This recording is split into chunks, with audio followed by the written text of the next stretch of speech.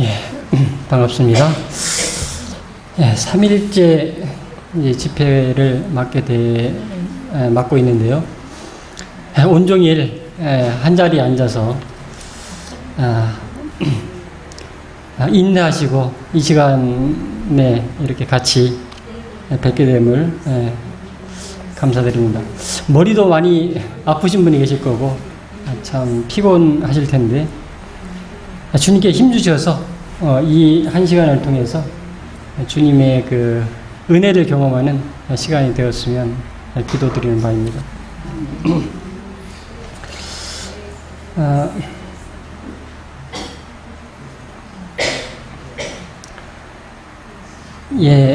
전에는 교회가 참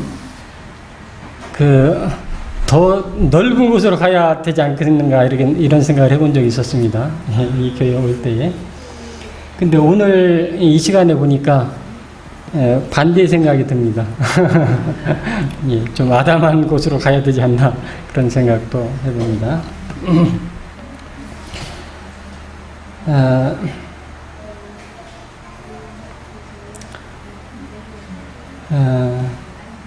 사실 아버지 앞과 형제 사회님들 앞에서 죄인이고 마땅히 배워야 될 그러한 위치에 있습니다만은 주님께서 기회를 주셔서 믿음으로 나왔습니다. 주님께서 은혜를 베푸시길 간절히 바라고요.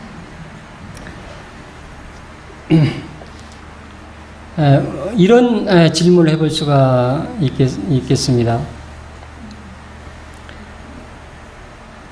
나는 예수님과 어떠한 관계에 있는가 이런 질문을 해보신 적이 있으신가 모르겠습니다. 얼마나 예수님과 친하냐 그 말이죠. 예수님과 얼마나 친숙한 관계인가 이렇게 자문해 볼 때가 가끔 있으실 거예요. 그럴 때에 우리는 그 마음 가운데 어떤 생각을 주로 하게 되죠? 저는 그래도 예수님은 나를 사랑하시고 나도 예수님을 개인적으로 많이 사랑한다 이런 생각을 할 때가 있습니다. 그렇습니까? 그런 생각을 할 때에 예수님과의 거리가 많이 느껴지시나요? 네? 친숙하게 느껴지죠? 네? 아니 무조건 느끼는 게 아니다. 그 관계가. 금방 예수님을 생각할 때 예수님을 나를 사랑하고 그랬잖아요. 근데 이제 개인에 따라 이게 개인에 따라서 물론 다르겠죠. 예. 근데 저 같은 경우에는 그렇지 않더라고요. 그런데 이렇게 생각할 수가 있습니다. 우리 교회의 지금 상황을 보고 생각할 때에 내가 어떤 형제하고는 거리가 좀 있어. 예? 저 형제하고는 좀 거리가 좀 있어. 물론 다 그런 건 아니죠. 어떤 형제하고는 아주 친숙하게 느끼는 형제도 있습니다만은 어떤 형제하고는 거리가 있지만 그분과는 예수님과는 나와는 아주 밀접한 관계를 가지고 있다. 이렇게 확신할 수가 있을 겁니다. 그분과는 아무 이상이 없다. 관계에 있어서.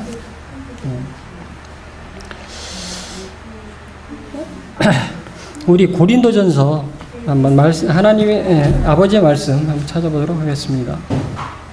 고린도전서 13장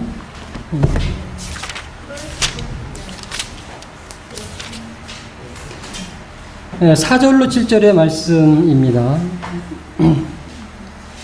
거기 보면 사랑에 대해서 전장이 나타내주고 있습니다만 특별히 4절로부터 7절의 말씀을 보도록 하겠습니다.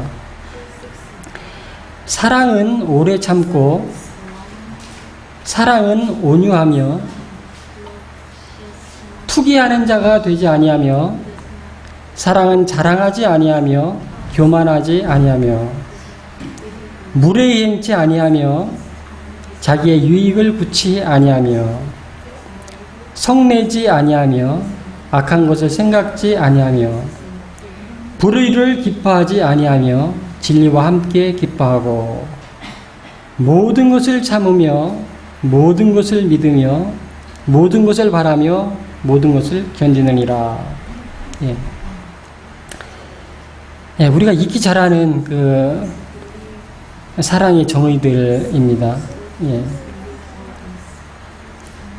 예, 근데 우리가 여기 7절에 보면 모든 것을 참는다 그런 말씀하셨죠? 모든 것을 참는다. 그리고 모든 것을 믿는다 이렇게 되어 있습니다. 과연 우리가 얼마나 인내하고 있는지 우리 자신이 잘 알 것입니다. 모든 것을 참고 있는지. 근데 우리가 아무리 그분을 사랑한다고 말을 하고 또 마음에 뭐 생각을 한다 할지라도 지금 읽은 4절로 7절의 말씀이 나의 것이 되지 않고 나와 거리가 좀 있다면은 그분과의 나와의 관계는 좀 거리가 있는 것입니다. 왜냐하면 지금 이거는 사랑에 대해서 이야기하지만 예수님에 대해서 이야기하는 것이죠. 그렇죠? 우리가 그분과 진짜 친하고 관계를 갖고 있다면 이것이 나에게서 자연스럽게 반영될 수밖에 없기 때문에 이 속성들이 나에게 있지 않다면 우리는 한번 깊이 생각을 해볼 그 주제가 되는 것입니다. 그렇죠? 요한복음 14장 15절의 말씀 한번 보겠습니다. 요한복음 14장 15절에 너희가 나를 사랑하면 나의 계명을 지키리라 이렇게 말씀하셨죠. 여기 나의 계명이라고 했지만은 조금 전에 읽은 오래 참고 투기, 시기하지 않고 자랑하지 않고 나를 나타내지 않고 무례행치, 상담을 먼저 배려하고 이런 그런 것들 아버지의 말씀에 거한다 그 말이죠. 나의 계명을 지킨다고 하는 것은. 그래서 우리가 그분을 사랑한다라고 하는 것은 바로 말에 있지 아니하고 이런 열매들이 우리에게 나타나느냐에 달려있다. 그렇게 볼 수 있다는 거죠. 그래서 이런 것들을 우리가 살펴보고 생각해 볼 때 우리가 얼마나 그분과 거리가 먼가, 내가 얼마나 큰 죄인인가라는 것을 생각해 볼 수가 있었습니다. 자, 우리 그 다니엘서를 한번 찾아보도록 하겠습니다. 8장 14절입니다.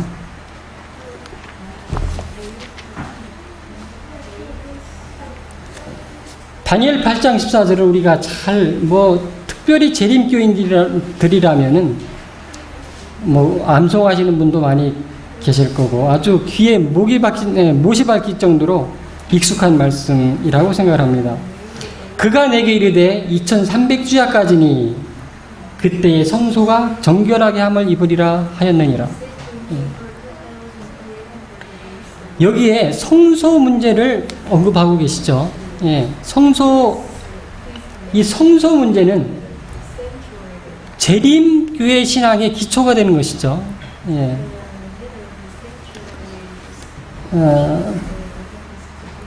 그래서 오늘 여러분과 은혜를 나눌 말씀의 주제는 나에게 있어서 하늘 성소는 실제인가? 라고 하는 주제를 선택해 보았습니다. 나에게 있어서 하늘 성소는 실제인가?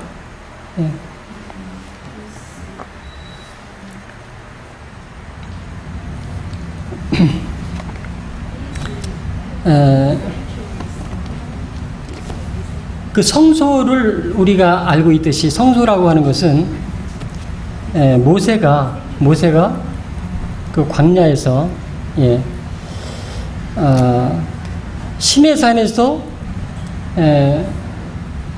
그 하늘의 식양을 보고 그대로 지상에서 재현을 했죠. 하나님의 명령에 의해서 성소가 지어진 후에 여러 가지 봉사가 이루어졌죠. 그렇죠? 양을 잡고, 그렇죠? 예. 매일의 제사와 또 여러 가지 그 의식을 통해서 성소 봉사가 이루어졌습니다. 그래서 그곳에서 많은 우리가 교훈들을 얻고 있습니다.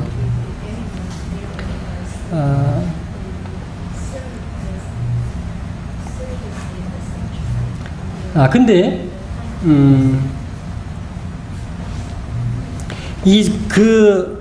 우리에게 실제로 보여졌던 그 광야에서 보여졌던 그 성소라고 하는 것은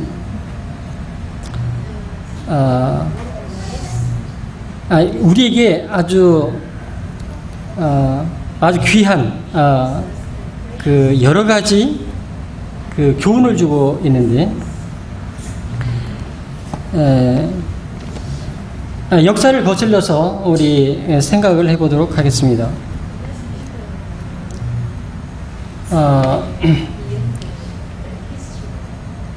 그 우리의 재림 선구자들이 그 대실망을 맛보게 되었죠. 예. 우리가 잘 알고 있듯이 그 1844년 10월 22일 날 그들은 조금 전에 그 읽은 성소가 정결하게 함을 입으리라라고 하는 말씀을 오해했죠.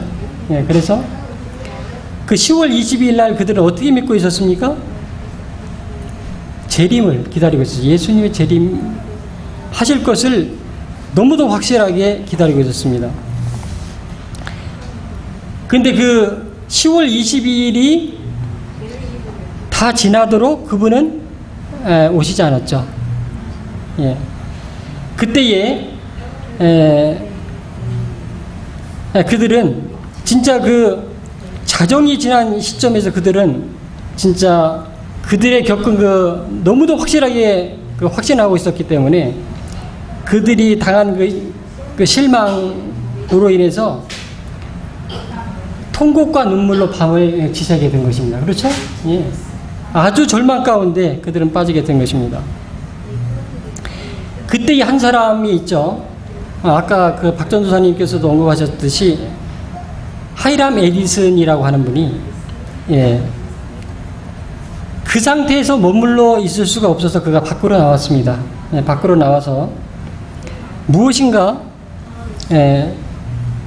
그 희망을 찾기 위해서 그가 산책을 하게 되는데 옥수수 밭을 가로질러서 가게 되었다, 이렇게 기록이 되어 있죠. 옥수수 밭을 가로질러서 그가 어디를 바라봤습니까? 어디를 바라봤는데 동쪽 하늘을 바라봤습니다. 동쪽 하늘. 왜 동쪽 하늘을 바라봤을까요?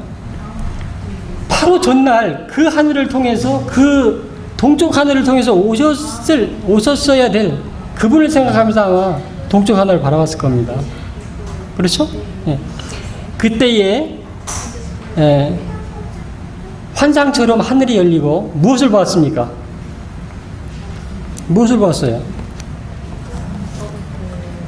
하늘 성소를 하나님께서 보여주신 것이죠. 그래서 그 하늘 성소를 보았을 때에 그가 깨달음을 얻게 된 것이죠. 자, 계시록 11장 19절에 어떤 말씀이 있죠? 계시록 11장 19절 상단에 보면 이런 말씀이 있습니다. 이에 하늘에 있는 하나님의 성전이 열리니 성전 안에 하나님의 언약궤가 보이며,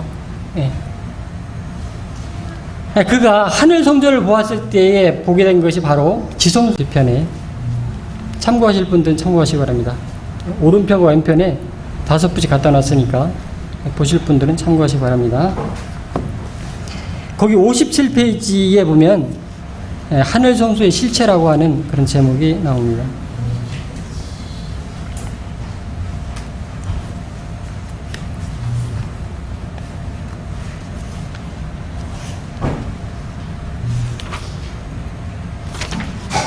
찾으셨습니까? 예, 57페이지에 보면, 예. 거기 보면 각 시대의 대징수 488페이지의 말씀 보도록 하겠습니다. 하늘에 있는 성소는 사람을 위하여 행하는 그리스도의 사업의 바로 중심이다. 중심이 된다. 그것은 세상에 사는 모든 영혼들과 관계가 된다.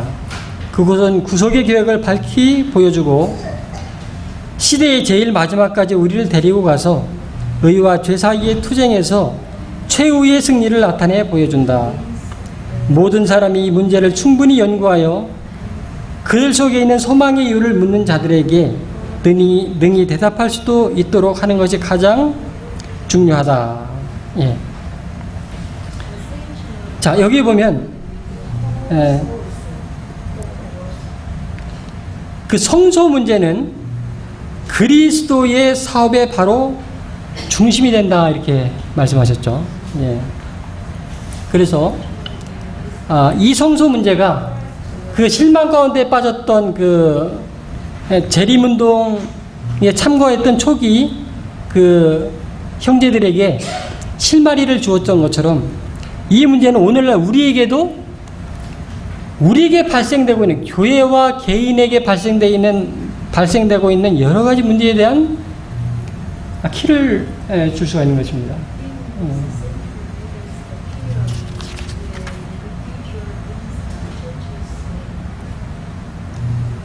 자, 그 밑에 있는 말씀 이어서 보겠습니다.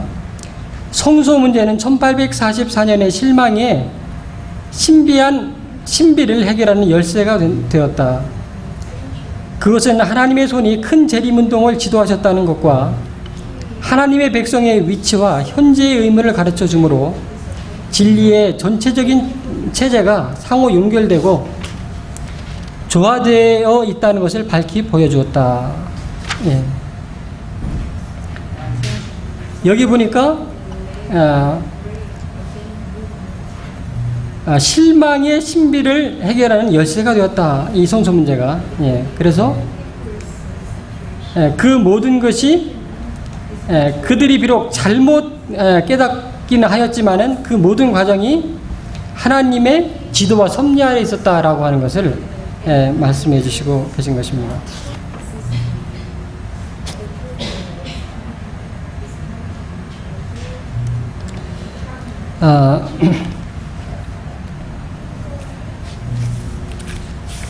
우리는 혹 이렇게 생각할 수가 있습니다.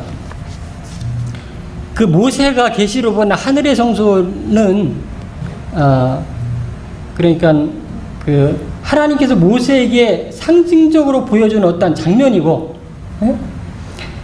실제로 광야에서 그들이 애써서 그 완성한 그 성소가 실제인 것으로 실제로 그들이 봉사활동을 했고 거기서 성소의 모든 것을 경험했기 때문에 그것이 실제가 아닌가, 그리고 그 실제 속에서 우리가 교훈을 얻는 것이 아닌가 이렇게 생각할 수가 있어요.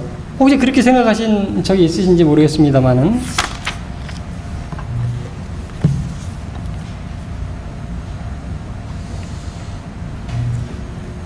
그 밑에 이어서 있는 말씀, 리벤 헤랄드에 있는 말씀을 한번 보도록 하겠습니다.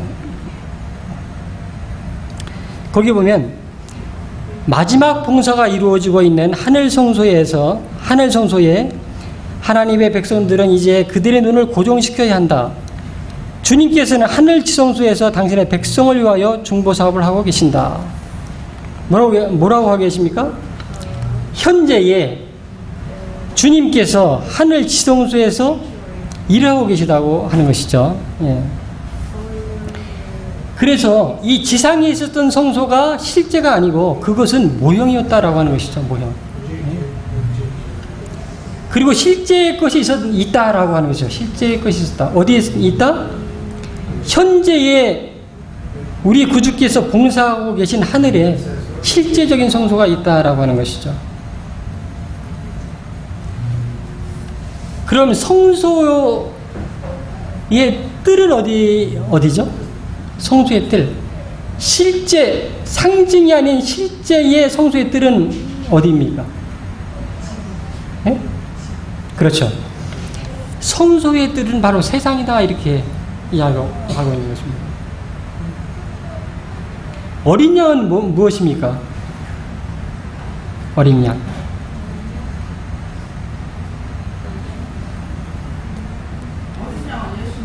그렇죠. 예.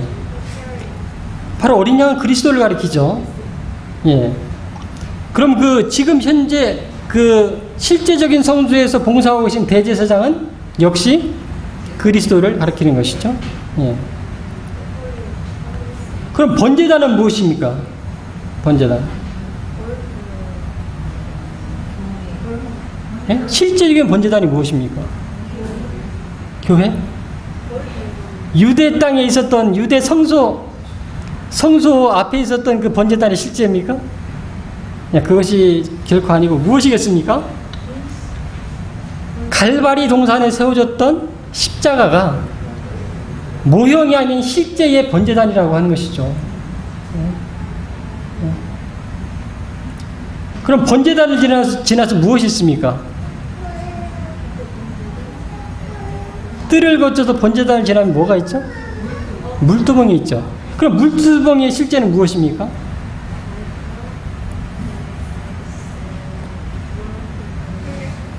예? 그건 개인적인 경험이고,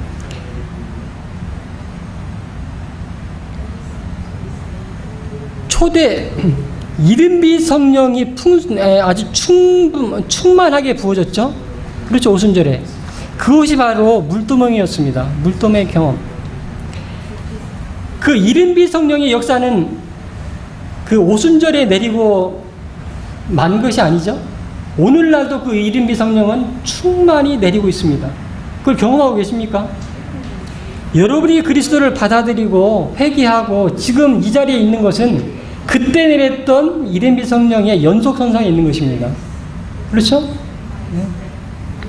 그래서 이 성소라고 하는 것은 그 몇천 년 전에 있었던 그 경험이 아니라 지금 현재 진행되고 있는 살아있는 경험이라고 하는 것입니다. 실제라고 하는 것이죠.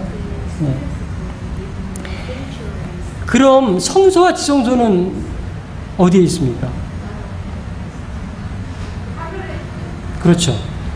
실제적으로 이 성소와 지성소는 하늘에 지금 존재하고 있는 것입니다. 그래서 그 예수님께서 승천하시고 나서 무려 1800년 동안 어디에서 봉사하셨습니까? 성소에서 제사장으로서 그의 봉사사업을 하고 계셨던 것입니다.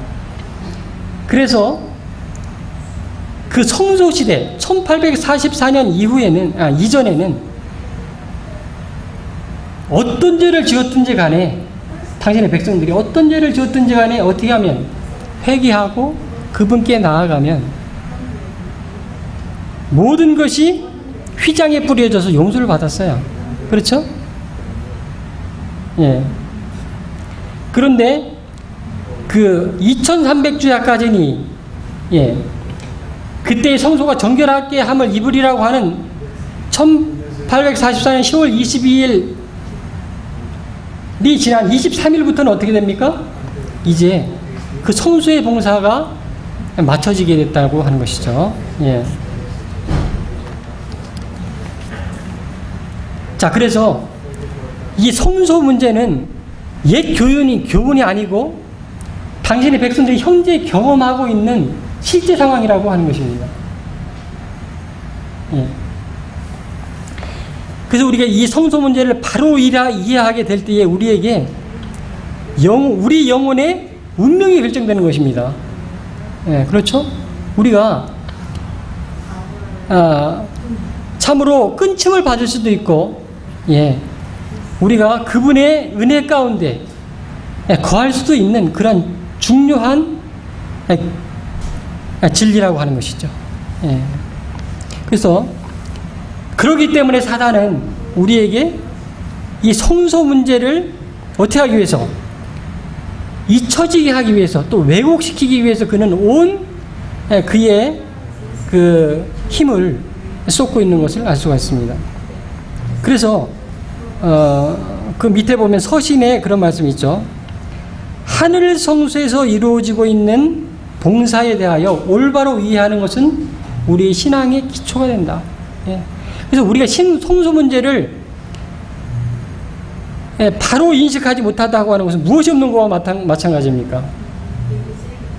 기초 없는 집과 같은 것입니다. 요번 그 집회의 주제가 흔들림인데, 지진이 일어났을 때, 우리나라는 그렇게 뭐 심한 지진이 없습니다만은, 우리 가까운 나라 일본에는 아주 흔하죠. 예. 기초가 없다고 생각해 볼 때, 우리 집이 어떻게 됐습니까? 뭐 약한 지진에도 존재할 수가 없죠. 예, 우리는 품성의 집을 지금 건설하고 있습니다만은, 이 성소에 대한 바른 이해와 믿음을 가지고 있지 않다면 우리의 집은 모래 위에 지은 집이 되는 것입니다. 그래서 오늘 요번 그 우리에게 주어진 이 흔들림이라고 하는 이 주제는 참으로 이 성소 문제에서 해답을 얻어야 되리라 그렇게 믿습니다. 왜 우리 형제들이 흔들리고 이 자리에 있지 못합니까? 바로 이 문제가 있는 것입니다. 예. 자, 사단의 기만에 대해서 연결해서 보도록 하겠습니다. 어떤 사단의 기만이 있는지 리벤 헤럴드에 이런 말씀이 있죠.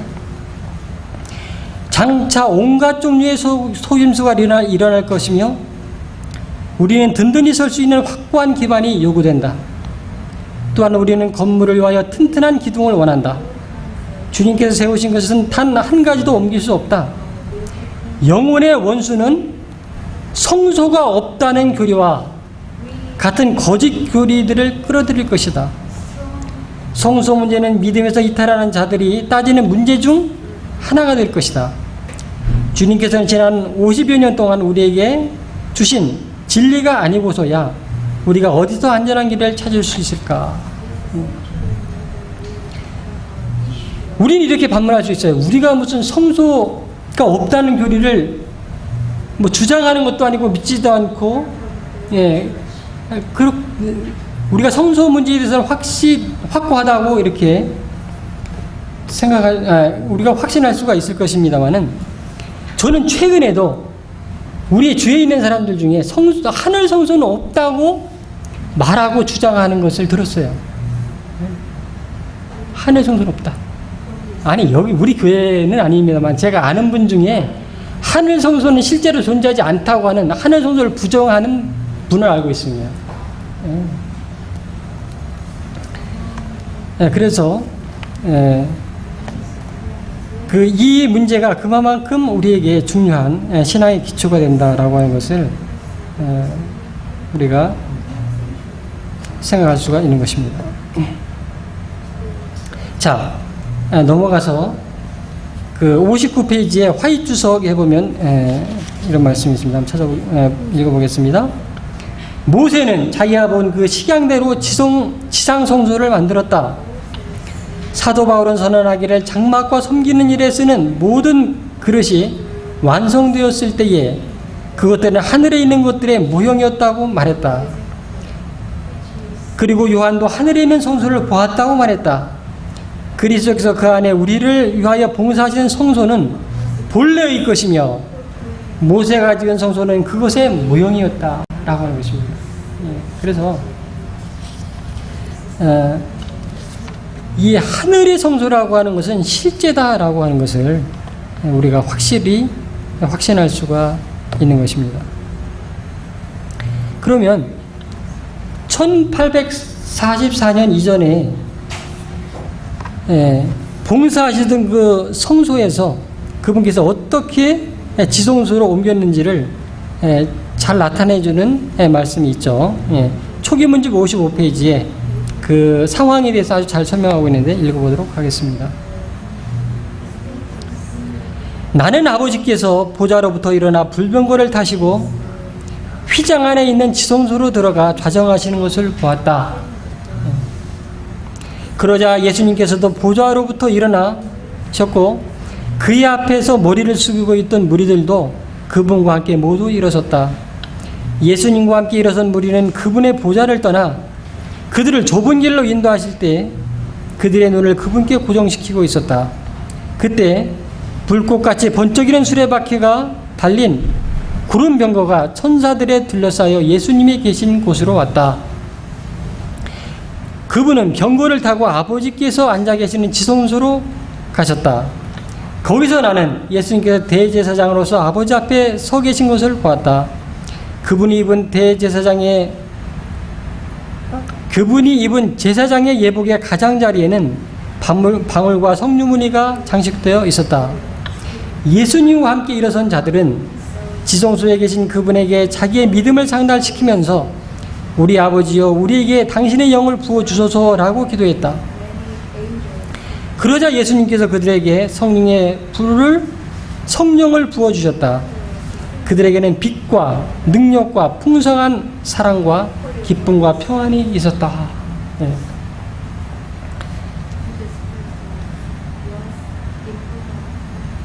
아버지의 보좌가 그 1840년 이전에 어디에 있었음을 알 수가 있습니까? 성소에 있었다라고 하는 걸 알 수가 있어요. 그렇죠? 예. 그런데 그 시기가 지나자 아버지께서 보좌를 지성소로 옮기는 광경을 우리가 볼 수가 있었죠. 예. 그래서 그 성소의 사업이 마치고 나서 예수님께서는 지성소로 옮겨갔다라고 하는 광경을 아주 잘 묘사하고 있는 것입니다. 그래서 우리가 오늘날은 어느 시대에 살고 있다는 것을 알 수가 있어요? 지성소. 그 지성소 시대라고 하는 성소 이스라엘 절기상으로 어떤 절기에 속합니까? 어떤 절기에 속해요? 그렇죠. 대속제일에 임하게 된 것이죠. 예. 근데 대속제일에 들어갔을 때에는 성소에 있을 때의 경험과는 많이 다르죠. 어떤 경험이 다릅니까? 지성소 대속제일이 됐는데도 불구하고 그들이 양을 잡을 수 있었나요?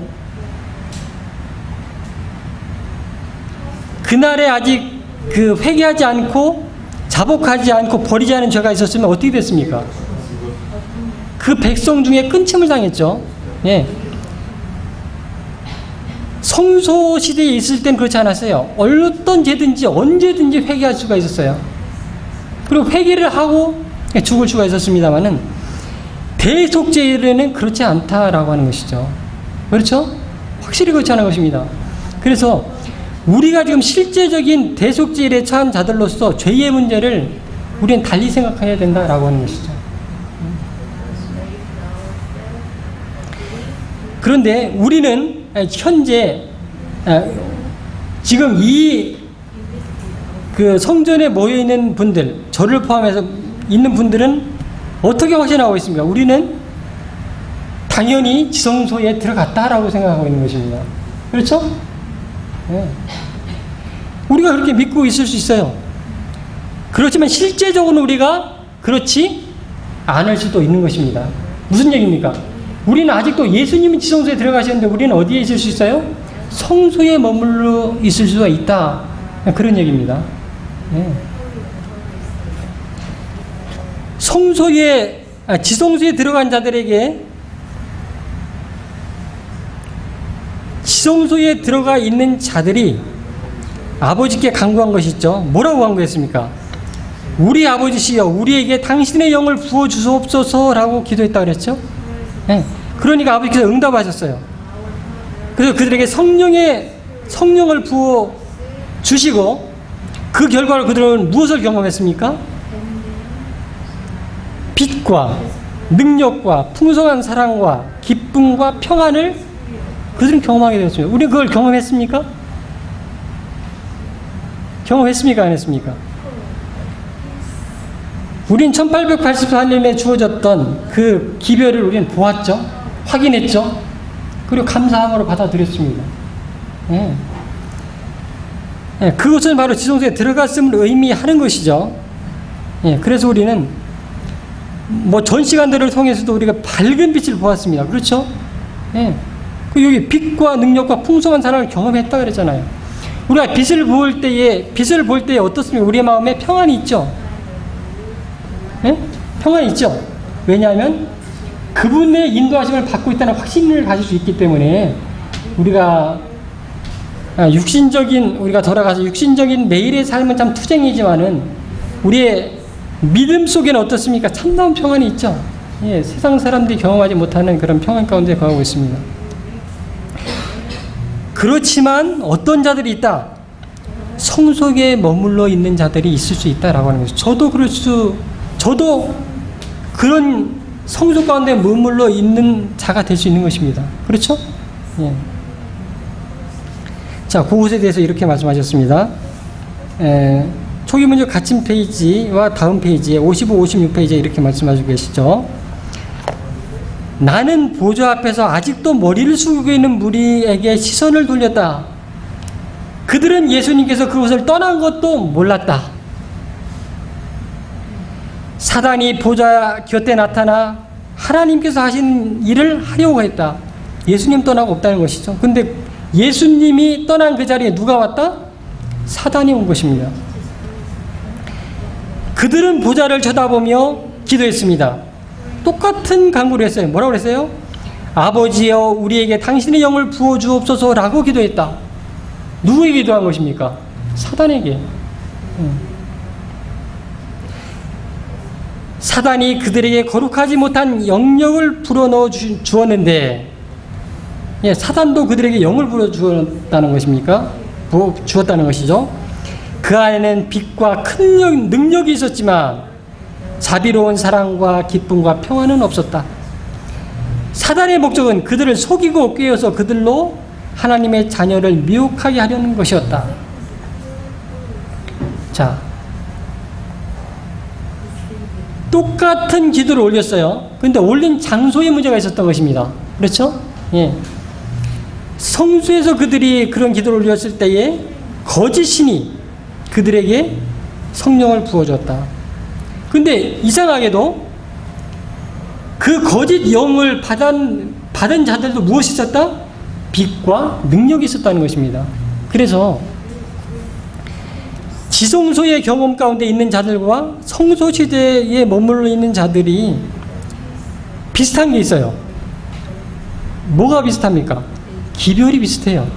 그리고 어떤 면에 능력도 비슷합니다. 예.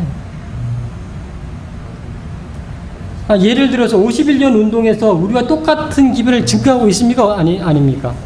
뭐 교리적으로 다른 게 있어요? 그렇지는 않죠.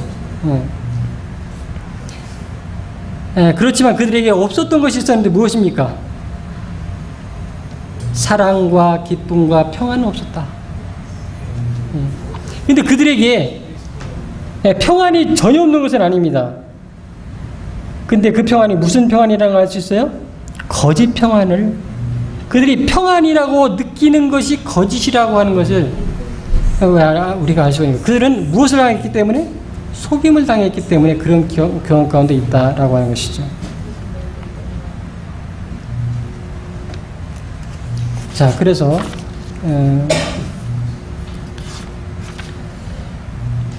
흔들림에 대해서 생각해 보도록 하겠습니다.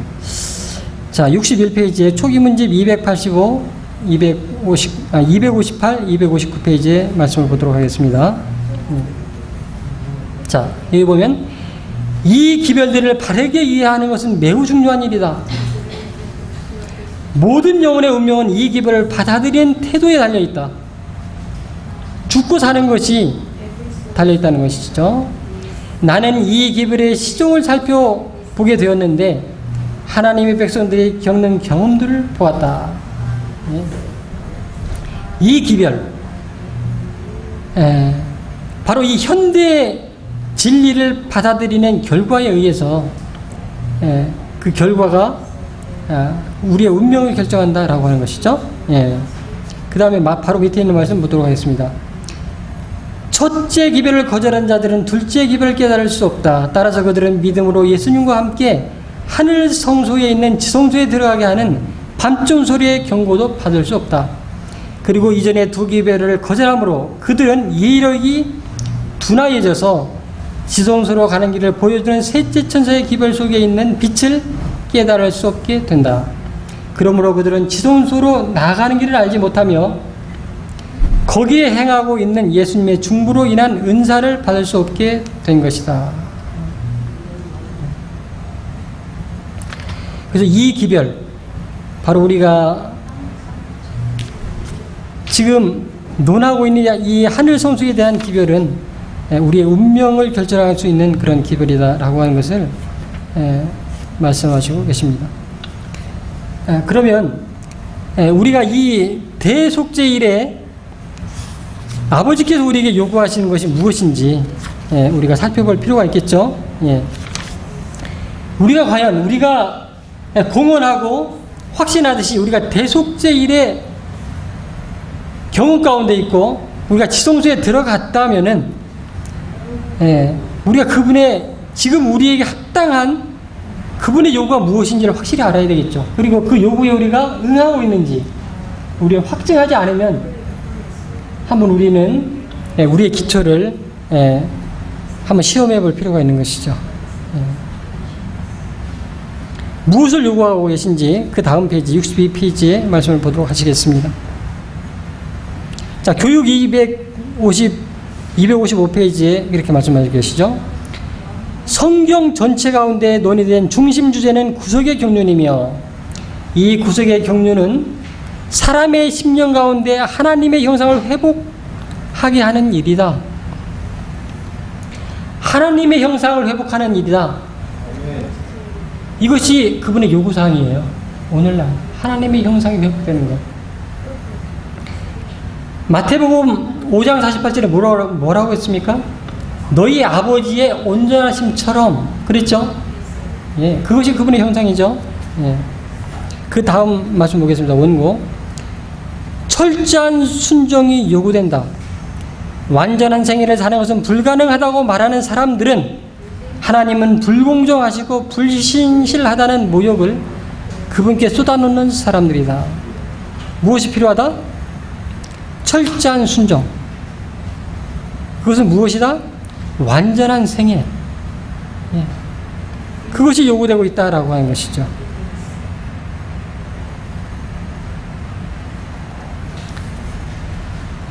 자, 근데 우리가 지금 현재 이 말씀을 논하고 있는 이 순간까지도 내 자신을 살펴보면 우리 속에 온전함을 찾아볼 수가 있나요? 찾아볼 수가 있습니까? 없습니까? 우리에게는 죄와 허물밖에는 찾을 것이 없죠. 그렇지 않습니까? 우리가 믿음으로 지성소에 들어갔다고 그래서 우리가 완전하다고 주장할 수 있는 분이 계십니까? 그런 것은 아니라는 거예요. 그런데 그분의 요구는 무엇이에요? 완전해야 된다. 완전하라라고 하는 것입니다. 그럼 우리가 이 문제를 어떻게 해결할 것입니까? 이 문제를 해결하지 못하면 우리는 흔들리는 것입니다. 그리고 확증하지 못하면 우리는 알곡이 아닌 가라지로 남겨질 것입니다. 그렇죠? 자, 시대의 소망 123페이지의 말씀을 보도록 하겠습니다.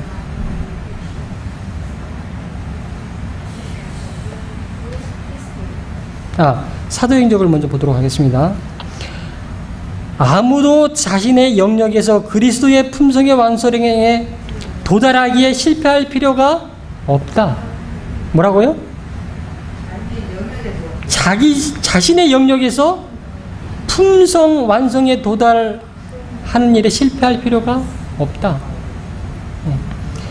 그리스도의 희생으로 말미암아 신자가 생명과 경건에 속한 모든 것을 받을 수 있는 준비가 이루어졌다. 여기에 키가 있는 것이죠. 무엇을 통해서? 그리스도의 희생을 통해서 가능해졌다라고 하는 것이죠.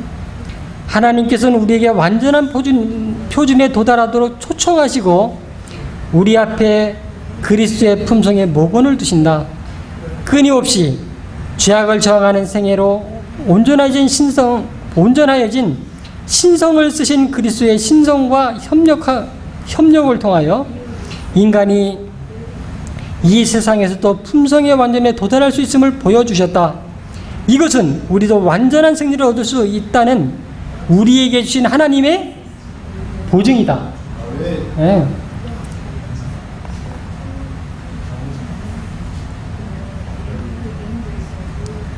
그분께서 이루어 놓으신 품성 완전, 그렇죠? 예. 또 그분과 협력함으로 인해서 우리가 그렇게 될 수 있다라고 하는 것을 말씀하시고 계신 것이죠.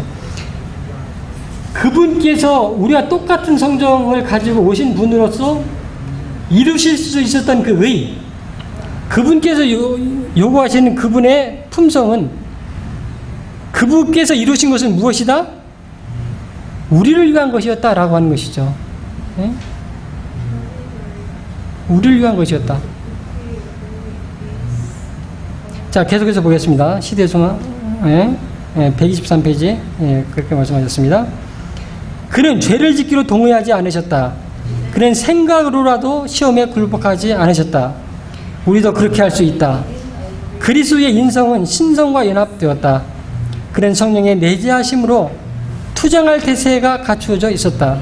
그리고 그는 우리로 신의 성품에 참여한 자가 되게 하시기 위하여 오셨다라고 하는 것입니다. 그분께서 승리하셨듯이 어떻게 할 수 있다? 우리도 그렇게 할 수 있다. 아멘이십니까? 아멘. 예. 이것이 우리가 그토록 들어왔던 믿음으로 말미암아 의롭게 된다는 진리죠. 예. 그리스도가 우리의 의가 된다고 하는 것은 바로 이 의미라고 하는 것을 우리는 알고 있습니다. 자, 그분께서는 거기서 그치지 않고 우리에게 거듭거듭 보증을 주고 계신 것입니다. 우리가 결코 가망이 없고 아무리 살펴봐도 허물과 죄밖에 없지만은 그분께서는 우리에게 희망을 아직도 주고 계신 것인데, 시대소망 762페이지에 이렇게 말씀하시죠.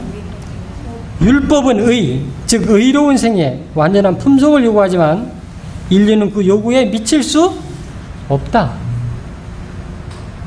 여기서 지금 말씀을 전하고 있는 저 자신도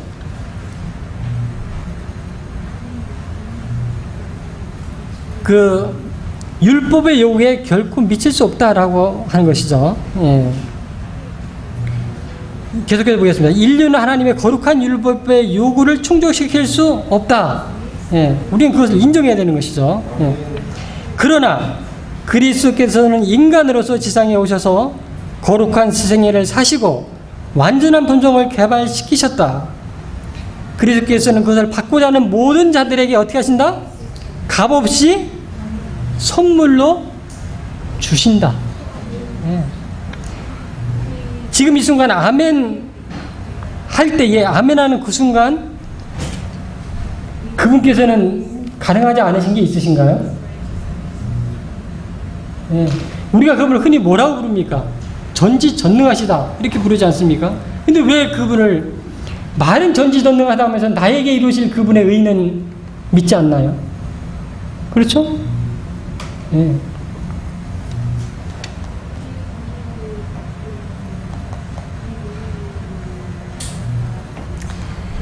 자, 밑에 있는 말씀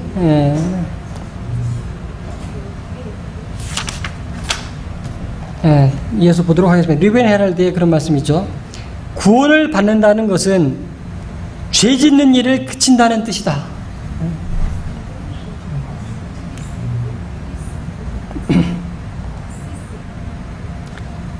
근데 우리 가운데 아직도 허물과 죄가 계속된다면 그 사실은 무엇을 대변하는 것입니까? 우리는 구원과 상관이 없다라고 하는 것을 대변하는 것이죠. 예, 우리에게 고민이 있는 것입니다. 자, 시대소망 671페이지. 그분은 제한된 능력을 가지고 오시는 것이 아니라 하나님의 능력이 충만한 가운데 오실 것이었다. 세상의 구주께서 이루신 일을 효력있게 만드시는 분은 성령이시다. 성령은 마음을 순결하게 만드신다. 성령을 통하여 신자는 거룩한 분성을 나누어 가지는 자가 된다. 그리스도께서는 모든 유전적이며 배양된 악에서의 성량을 이기며 당신 자신의 품성을 당신의 교회에 새기는 거룩한 능력으로서 당신의 성령을 주셨다. 예. 그래서 그 일을 가능하기 위해서 무엇이 계시다? 보혜사가 계시다라고 하는 것이죠. 예.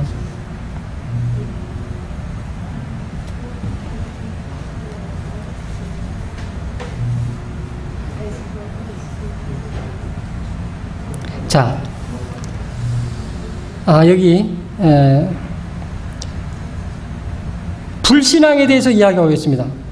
우린 믿는 자들로서 마지막 남은 무리로서 우리가 이 자리에 있다고 자청하지만 우리 가운데 불신앙에 대해서 생각해 볼 필요가 있는 것입니다. 예, 무엇인지 실물교원 48페이지에 그렇게 이야기하고 있습니다. 그리스도를 저희의 구주로 받아들인다고 하면서도 그가 저희에게 죄를 이길 능력을 주실 것을 믿지 않는다. 그것이 무엇입니까? 불신앙이죠. 그들은 살아계신 구주와 개인적인 관계를 갖지 않았기 때문에 저희의 품성은 선천적인 결함과 후천적인 결함을 모두 나타내고 있다. 예. 그래서 그 초기문제 43페이지는 그래서 이 현대 진리의 원수는 이렇게 하고 있다는 것이죠. 현대 진리의 원수들은 예수께서 닫으신 성수의 문을 열려고 하며 그가 1844년에 열어놓으신 지성소의 문을 닫으려고 애를 쓴다. 아까도 나왔듯이 의의 원수는 이 성소 문제를 흐리기 위해서 또 뒤집어 놓기 위해서 애를 쓰고 있는 것입니다. 자, 그러면 우리가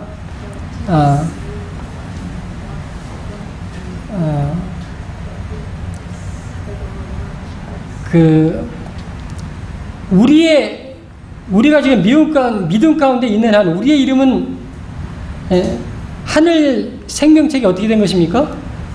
기록이 되어 있는 것이죠. 예. 어제도 그래도 우리 강영민 형제가 침례를 받고 교회의 농경책에 이름이 기록되었고 또 하늘 생명책도 기록되었듯이 우리의 이름이 하늘 생명책에 기록되어 있는 것입니다. 예. 그렇지만은 이것은 아주 엄숙한 것입니다.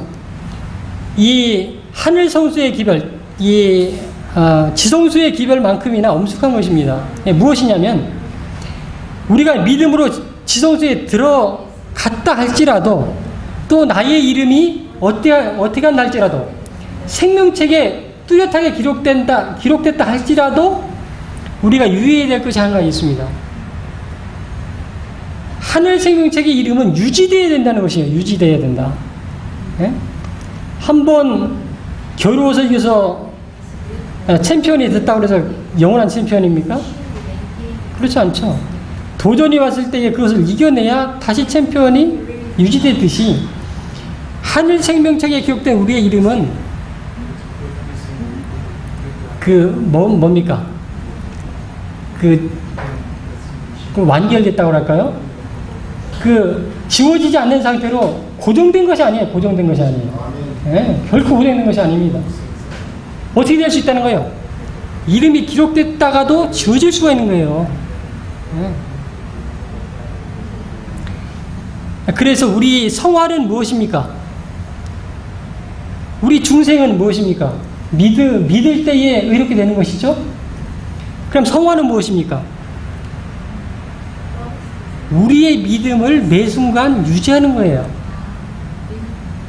거듭나는 것은 한 번에 그치는 것이 아니라 매일 매 순간의 연속의 경험이죠. 예. 그것이 바로 지성소에 거는 것이죠. 예. 믿음 안에 있는 한 우리는 완전하게 거는 것입니다. 그렇죠? 예. 그래서 우리의 완전함, 우리의 의는 무엇입니까? 믿음 안에 있는 거예요. 믿음 안에. 그래서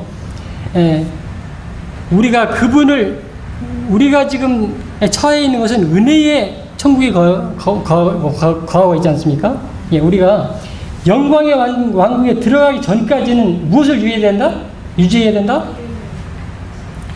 우리의 믿음을 유지해야 되는 것이라고 하는 것입니다. 그래서 우리의 신앙과 우리의 믿음은 살아있는 거예요. 움직이는 것이라 그 말입니다. 그래서 엄숙한 거예요. 그래서 이 대속죄일에 그분의 백성들이 죄를 가지고 있을 때 끊쳐진 것처럼 슬프게도 저는 그런 것들을 많이 생각합니다. 지금 우리가 불신앙을 믿음을 확증하지 못한다고 해서 우리가 뭐 죽겠는가? 내일 회개하면 되지. 그것이 아닌 것입니다. 우리의 믿음이 유지된 우리가 믿음을 확증하지 않으면 우리는 끊쳐졌을 수도 있어요. 아까 어떠한 무리들이 어디에 있었습니까? 성소에 머물러 있었죠? 우리의 믿음은 지성소에 있다 할지라도 우리 자신은 실제적으로 성소에 있을 수 있는 거예요. 성소에 있는 자들에게 희망이 있습니까? 결코 희망이 없습니다. 우리의 믿음이 성소에 있는 한 지금은 드러나지 않는다 할지라도 그날 언제 그분께서 심판하시는 그날 이 대속죄일은 무엇이라고 그랬죠? 우리의 운명이 결정되고 있는 순간이죠. 조사 심판이 진행되고 있는 거예요. 지금도. 그렇죠? 조사 심판이 끝날 수도 있다 그 말입니다.